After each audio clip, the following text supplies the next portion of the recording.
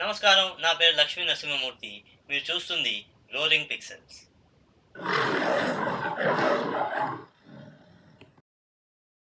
ఈ ఛానల్లో మనము క్రీచర్ విఎఫ్ఎక్స్ అంటే సీజీ జంతువులను తెర మీదకు తీసుకొచ్చే ఒక విఎఫ్ఎక్స్ విభాగం గురించి లోతులో విశ్లేషించబోతున్నాం. ఈ మొదటి ఎపిసోడ్లో ఆర్ఆర్ఆర్ చిత్రంలోని తోడేలు విఎఫ్ఎక్స్ ని అంశంగా ఎన్నుకున్నాను. విశ్లేషణకు ముందు మన స్టార్ ఆఫ్ ద షో గురించి కొన్ని వివరాలు తెలుసుకుందాం. గ్రే వుల్ఫ్ అంటే బూడిద రంగులో ఉండే తోడేలు ప్రపంచంలో అత్యంత విస్తృతంగా కనిపించే జాతి. పేరుకి గ్రే వుల్ఫ్ అయినా ఇవి నిజానికి రకరకాల షేడ్స్ లో కనిపిస్తాయి. ఇవి ఫ్యామిలీ ప్యాక్స్ లో ఉంటూ సైనిక స్థాయి సమన్వయంతో వేటాడతాయి. వీటి బైటింగ్ ఫోర్స్ సింహం కంటే కూడా పవర్ఫుల్ అని సైంటిస్టులు చెప్తూ వచ్చారు. ఇవి టార్గెట్ సెట్ చేస్తే మనిషి అయినా జంతువైనా వార్ వన్ సైడ్ అవ్వాల్సిందే. ఒకే రోజు 50 కిలోమీటర్లు పరిగెత్తే స్టామినా ఈ తోడేళ్ల ప్రత్యేకత. తోడేళ్లు పర్యావరణ వ్యవస్థకు చాలా ముఖ్యమైన జీవి. ఉత్తర అమెరికాలోని ఎల్లోస్టోన్ నేషనల్ పార్క్ లో వీటిని ప్రవేశించడం వలన ఆ ల్యాండ్ మొత్తం రూపుమారి సస్యశ్యామలం అవటం విశేషం. ఇలాంటి ఫోర్స్ ఆఫ్ నేచర్ ని ఈ చిత్రంలో ఎంత బాగా క్యాప్చర్ చేశారు, ఒకవేళ చేయలేకపోతే ఎక్కడ విఫలమయ్యారు అనే అంశం మీద ఇవాళ ఎపిసోడ్. ఇంకా ఆలస్యం చేయకుండా మొదటి చూపులో ఇది ఒక పెద్ద కుక్కలా కనిపిస్తోంది, కానీ ఒక వైల్డ్ గ్రే వుల్ఫ్ అన్న ఫీలింగ్ రావట్లేదు.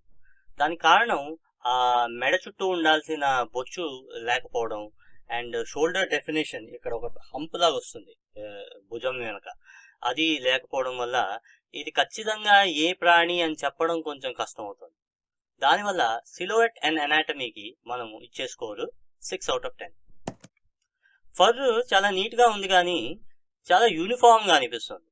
క్లంపింగ్ అక్కడక్కడ లేదు అండ్ లేయరింగ్ లో వైవిధ్యం లేదు. వన్యప్రాణులకి ఇది చాలా ముఖ్యమైనది. అది లేకపోయేసరికి కొంచెం రియలిజం తగ్గింది అని నా ఫీలింగ్.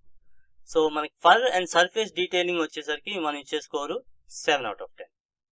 ఇంకా ఫర్ షేడింగ్ వచ్చేసరికి ఓవరాల్ గా బానే ఉన్నా టెక్స్చర్ బ్రేకప్ అంతగా లేదు. ఓవరాల్ కలర్ చూస్తే మీకు డార్క్ గ్రే, లైట్ గ్రే కనిపిస్తుంది తప్ప కొంచెం ఎల్లో, బ్రౌన్ అండ్ అక్కడక్కడ అవి వచ్చి బ్రేకప్ చేయడం అది అంతగా ఫర్ లో కనిపించట్లేదు. అలాగే ఫస్ట్ సీన్ లో మీరు కళ్ళు చూసినప్పుడు కూడా అది చీకట్లో ఉన్నప్పుడు గ్లో అవ్వడం వరకు ఓకే, కానీ అది లైట్ లో రాగానే ఆ గ్లో తగ్గి ఆ కంట్లోని ఫైబర్స్ ఆ డీటెయిల్ బాగా చూపించి ఉండాల్సింది. సో అది లేకపోవడం వల్ల కొంచెం కన్విన్సింగ్ గా లేదు creature. So shading and texturing వచ్చేసరికి మనం ఇచ్చే స్కోరు 6/10. ఇంకా యానిమేషన్కి వస్తే ఇక్కడే అసలు లోపాలు స్పష్టమవుతాయి.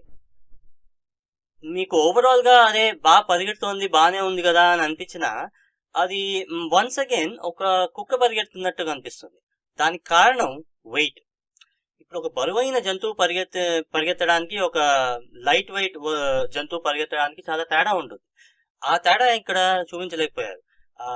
మూవ్మెంట్ లో వెయిట్ ట్రాన్స్ఫర్ బ్యాక్ ఫుట్ నుంచి ఫ్రంట్ ఫుట్ కి వెయిట్ ట్రాన్స్ఫర్ అయినప్పుడు ఎంత బాడీ ఎఫర్ట్ పడుతుంది ఒక బరువైన జంతువు మూవ్ అవ్వడానికి, అది బాగా సెల్ చేయలేకపోయారు. So it doesn't feel as heavy as a wolf.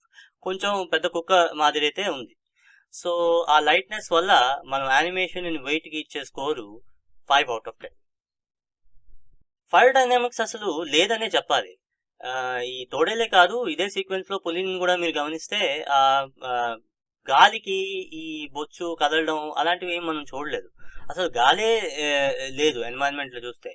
ఇంతమంది ఇంత పరిగెడుతున్నారు, ఇన్ని చెట్లు ఉన్నాయి, కానీ అసలు గాలి లేకపోవడం చాలా ఆశ్చర్యం. So maybe they have intentionally avoided it. ఇంకోటి ఏంటంటే గ్రౌండ్ ఇంపాక్ట్స్ కూడా, అది జంప్ చేసి దూకి పరిగెత్తి ఇలా రెండు సీన్ ఉన్నప్పుడు ఆ గ్రౌండ్ లో ఎక్కువగా తేడాలు కనిపించట్లేదు. ఈ గ్రీన్ అడవంటే ల్యాండ్ గ్రౌండ్ అనేది చాలా సాఫ్ట్ గా ఉండాలి.